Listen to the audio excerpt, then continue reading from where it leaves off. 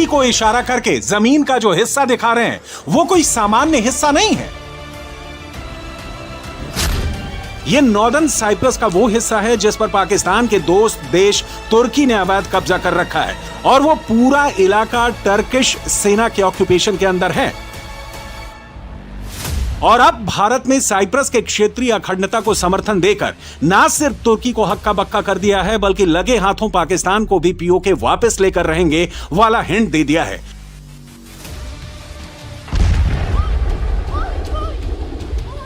और ये कैसे होगा, इसका एक आइडिया आपको 4 दिन से इजरायल और ईरान के बीच चल रही जंग से मिल जाएगा। इस वक्त दोनों देश एक दूसरे पर हाइपरसोनिक, सुपरसोनिक मिसाइल्स दाग रहे हैं। इजरायल के ऑफेंसिव ने ईरान का अच्छा खासा नुकसान कर दिया है। पिछले 24 घंटे में ईरान के 20 से ज्यादा surface to surface missiles Israel ने तबाह कर दिए हैं। सेंट्रल ईरान में 100 मिलिट्री ठिकानों को बर्बाद कर दिया गया है। अब तक इजरायल ने ईरान के 1/3 मिसाइल्स लॉन्चर को उड़ा डाला है। काउंटर अटैक ईरान भी कर रहा है। इजरायल के कई शहरों पर ईरान ने हाइपरसोनिक मिसाइल्स दागी हैं। लेकिन इन सबके बीच ईरान से एक ऐसा कबूलनामा आया है जिसके बाद इजरायल का फोकस ईरान के साथ साथ पाकिस्तान की ओर भी शिफ्ट हो गया है। और यह कबूलनामा किसी और का नहीं, इंडियन नेशनल सिक्योरिटी काउंसिल के मेंबर मोहसिन रेजाई का है, जिन्होंने एक लाइव इंटरव्यू में दावा किया है कि पाकिस्तान ने ईरान से वादा किया है कि अगर इजरायल ने ईरान पर न्यूक्लियर बम से अटैक किया तो पाकिस्तान इजरायल पर न्यूक्लियर बम से अटैक करेगा। पाकिस्तान का रक्षा मंत्री बिल्कुल सही कह रहा है। पाकिस्तान जैसा देश जाकर भी हिंदुस्तान जैसे देशों का सामना नहीं कर सकता। ऊपर से अगर इजरायल ने पाकिस्तान को अपना अगला टारगेट सेलेक्ट कर लिया तो मुनीर की सिट्टी पिट्टी गुम होनी तय है।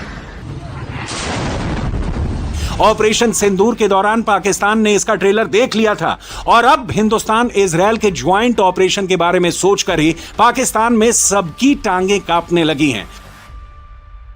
ख्वाजा आसिफ को 2025 के साथ साथ 2019 का सरेंडर भी याद आने लगा है, तो पाकिस्तान की नेशनल असेंबली के मेंबर असद कैसर के भी पसीने अभी से छूटने लगे हैं। पाकिस्तान का यह कहना कि इजरायल का दूसरा टारगेट पाकिस्तान हो सकता है, उसकी एक वजह नरेंद्र मोदी को आया वो फोन कॉल भी है जो इजरायल के प्रधानमंत्री नेतन्याहू ने ईरान पर एयर स्ट्राइक करने से ठीक पहले किया था।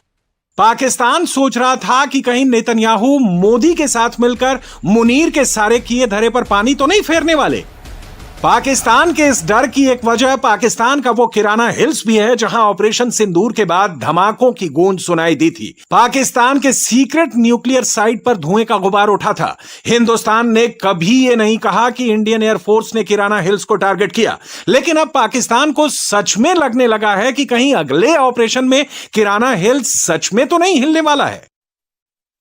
नेतन्याहू काफी पहले इरादा जाहिर कर चुके हैं कि उनका मकसद ना सिर्फ ईरान जैसे देशों को परमाणु हथियार हासिल करने से रोकने का है, बल्कि पाकिस्तान जैसे देशों पर प्रेशर बनाए रखने का भी है, क्योंकि पाकिस्तान जैसे देश कभी भी न्यूक्लियर वेपन को लेकर बनाए गए अंतर्राष्ट्रीय कानून का उल्लंघन कर सकते हैं। इस वक्त दुनिया के हर अखबार में, हर प्लेटफॉर्म पर पाकिस्तान की यही एटम बम वाली नई धमकी ट्रेंड कर रही है।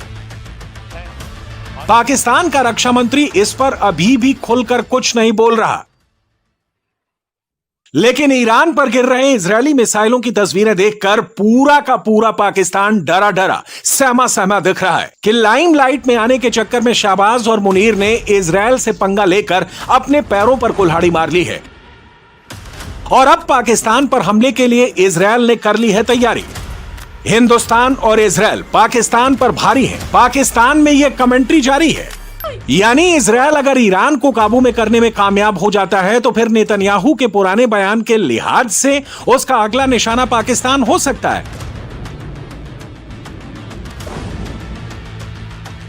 और जब से ईरानियन नेशनल सिक्योरिटी काउंसिल के मेंबर मोहसिन रेजाई ने क्लेम किया है कि पाकिस्तान ने इजरायल पर एटम बम गिराने का वादा ईरान से किया है, तब से पाकिस्तान की संसद में दिए गए एक एक बयान को ईरान का स्टेट मीडिया हर 2 मिनट में दिखा रहा है। पाकिस्तान की यह धमकी इजराइल तक भी पहुंच गई है।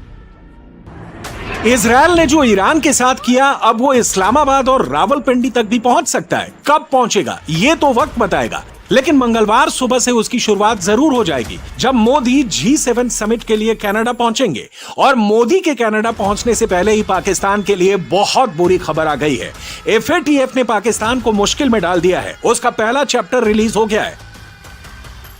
FATF ने जो प्रेस रिलीज जारी की है उसमें ना सिर्फ पहलगाम आतंकी हमलों की निंदा की गई है, बल्कि सवाल तक पूछ लिए गए हैं कि यह आतंकी हमला बिना स्टेट के समर्थन के नहीं हो सकता था, बिना फंडिंग के नहीं हो सकता था। यानी FATF ने इशारा सीधे सीधे पाकिस्तान की ओर किया है। और आप यह भी तय मानिए कि कुछ घंटों के बाद कनाडा में G7 समिट के दौरान पाकिस्तान पर पहली स्ट्राइक होने वाली है।